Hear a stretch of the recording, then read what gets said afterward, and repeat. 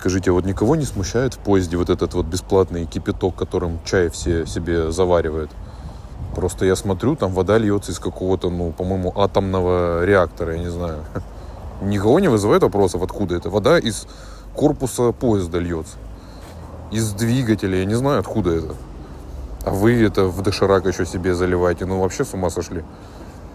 Я, по-моему, вот, например, не видел, куда там в биотуалете вода уходит после смыва. Вот я вот теперь думаю, почему кипяток это единственное, что в поезде, сука, бесплатно.